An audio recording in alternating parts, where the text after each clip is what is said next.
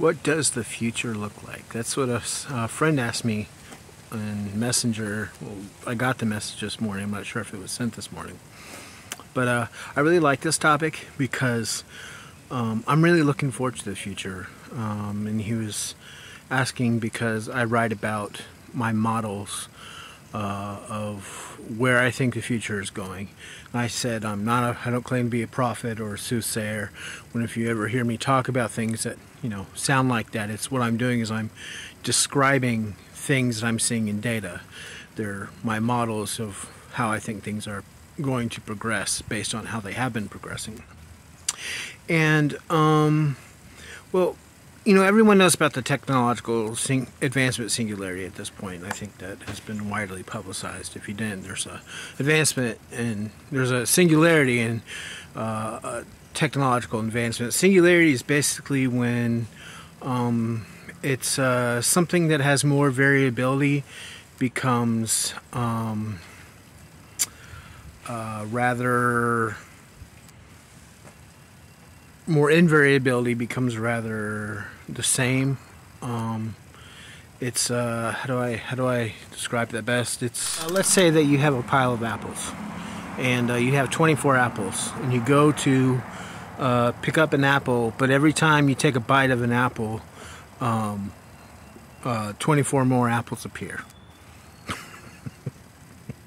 It's just strange, and it results into a lot of apples eventually. But that's where we're at with technological advancement, is that technology has progressed a certain way, at a certain pace. It's been speeding up. And with AI, it comes to this point where anything that you can imagine, you can basically just type in, and it works on the problem at such rapid speeds and develops a solution of such rapid speeds. It makes it very abnormal compared to how things have been in the past. And now we have to adjust culturally and economically and socially to that phenomenon existing and being among us, where we're not relying on each other's services any longer, where you could just go to a computer, type in, I need a spaceship that travels 200 times faster than light. And the computer sends out robots and builds you a spaceship that travels 200 times faster than light right there. That's where we're at with AI now. So the thing is, though, before, people talk about the technological advancement singularity, but and there's a lot of concerns over it. But what they don't seem to be considering, and I didn't really No, I didn't put this together. When I first developed AI model number 8, where the singularity appeared in 2017, where I saw it, I did not put this together right away. And that's the fact that to get here, as the human race has progressed, here represents a point after a lot of other points have already passed, right? So, psychologically, the human race is kind of coming to a singularity, where imagine if everybody was a neuroscientist, everybody was a surgeon, everybody was a physicist, everybody was an engineer, everybody was a priest, everybody was a psychologist, everybody was a sociologist. And you can go on and on and on. And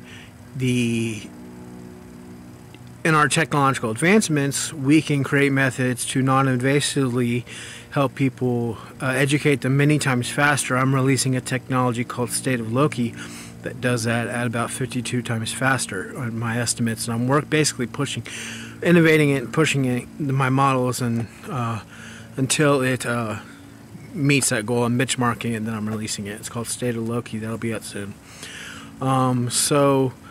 So we can actually help people learn more faster, and by the time they're even 5, they could have, it could have been like they've been in school for 52 years by the time they're 5. It's unbelievable. So that's basically before, not society as a whole yet, But in individuals, this type of phenomenon is already happening. And in science, there's this concept called integrated science, is where you take multiple disciplines and you're pushing them together and using them together to come up with more advanced models and technologies and processes. And that is an example, and that has used to be this really, exciting idea, and now it's become normal. That's just what people do. And so that's an example of how, there's another singularity forming in which the technological advancement singularity is a subroutine of.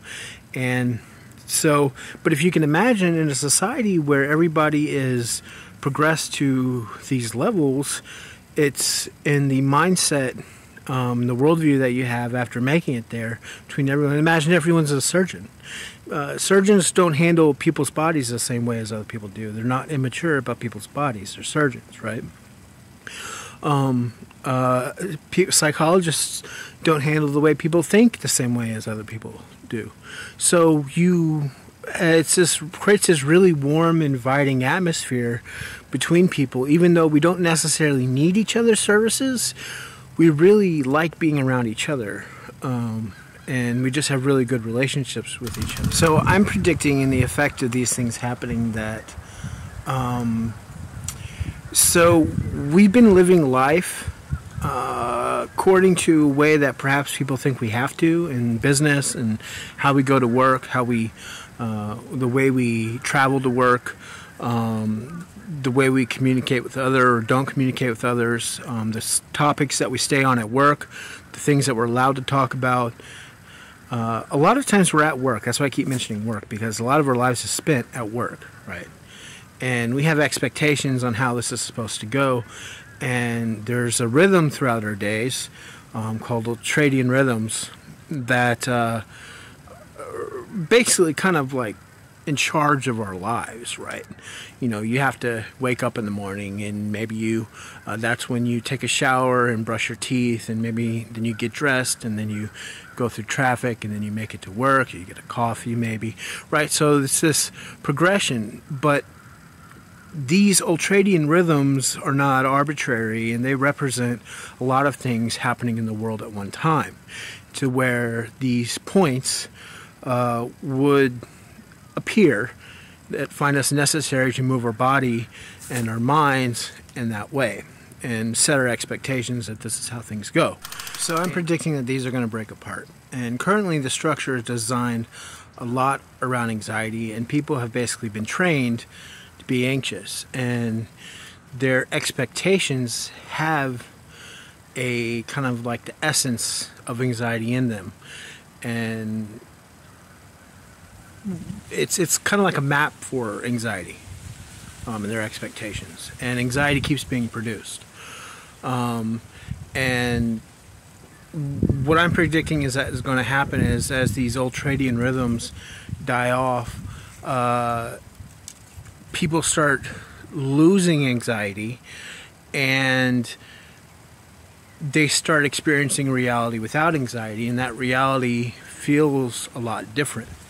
And eventually it's going to come to a point where there's experience of the world and being out in nature has something to it that I've seen in models in my head when I model scenarios, and I can feel what the world feels like in my head when I model them. And I've even seen this one time in real life before, when I got lost, my wife and I got lost, and we suddenly ended up somewhere we never would have ended up, but it felt like we just went back in time, and there was no development. I came up to the end of a gravel road, and it was like I just jumped back in time into the 1800s, and it felt different. Like things just suddenly felt different. It's just this big, bold feeling, and just this rich feeling. And I call it the fear of life. It's like, instead of anxiety is maybe the fear of the unknown, right? This would be the fear of life, and it's just this intense feeling engulfing you of like just, I don't know, adventure, sobriety. I don't know. It's just amazing, right? And then when I'm modeling situations, I feel this happening in the world, and the experience is different. And I'm predicting that this is what people are going to experience once these ultradian rhythms start dropping off, and people's expectations on what they need to do to survive, and how the relationships work are modified. Life starts to feel full and whole, and because right now it's thinned out. It's like the air is like thinned out. Like our experience is getting thinner and thinner as our expectations are designed around anxiety and just cheap substitutes for love. So that's where I think the future's going. The thing that concerns AI and stuff like that, have been an active voice in this since 2017. It's that there's a disconnection. I'm personally, I'm the scientist, the engineer, the business person, all in one. Like, I do everything, right? So there's a lot connected in my mind. But when you have companies hiring engineers, and you have, the social scientist over here, you have the engineer over here, you have the business person that understands marketing and the market's expectations over here. Everything's disconnected and tasks are being delegated. The risks are disconnected as well. So we're not really fully understanding the risk between all members. And so there's a possibility to put something out there that creates a lot of confusion. And instead, when it's everything is centralized to one person, more of the scope of what could happen is present in one person. So, being that this is the case, that I'm one person where more things are connected, and I don't know how many more people are one person out there, which in developing AI, social sciences, if you're like psychology, neuroscience, I feel it's necessary unless you're just like really kind of a puffed up mathematician. But I feel it's necessary. So we're designing human beings in code, right? And machines. So you kind of got to know about human beings. But let's, I don't take those types of risks. Just tell everybody, here's what's happening. I ran into this. And but simultaneously, people come up with scenarios of like what AI is going to be, what AI is going to do. Maybe we should fear robots and stuff like that. This is the problem: is that you can't separate the person making AI from the AI, right? You can't say what the robots are going to be. We say what the robots are going to be when we design them, and the effect of being one to be able to design them. There's a lot that there's a lot that you do. You can't be a compulsive person and put that together at the same time. Because they can make very dangerous things. I could tell it to make something very dangerous, and it's going to make it. But simultaneously, I could go read textbooks.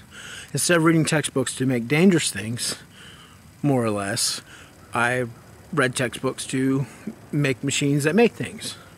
But it's still, we're coming to this point where don't operate on principles where I would do something harmful to others. Ever.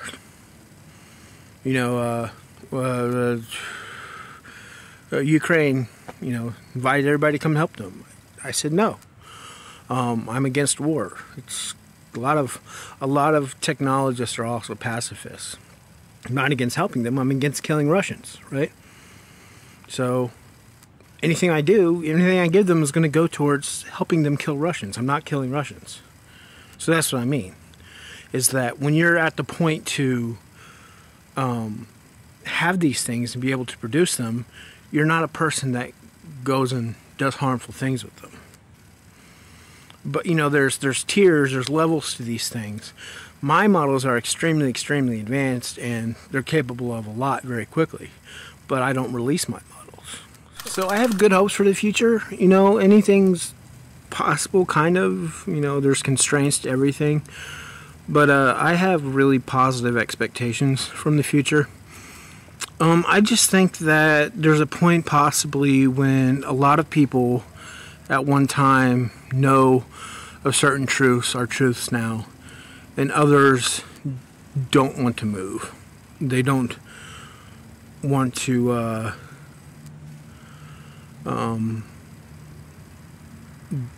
do the work in becoming a better person. You know, they're still a rude person, a crude person, mean, violent, lustful, a lot of things at one time. And we can't really force people to be better people. We can keep working with them and keep working with them and keep working with them. But I think that there's a possibility of someone getting a hold of something that they otherwise wouldn't have been able to produce on their own, and causing a lot of problem for themselves and others who have chosen that they don't want to move forward, that they don't want to grow up.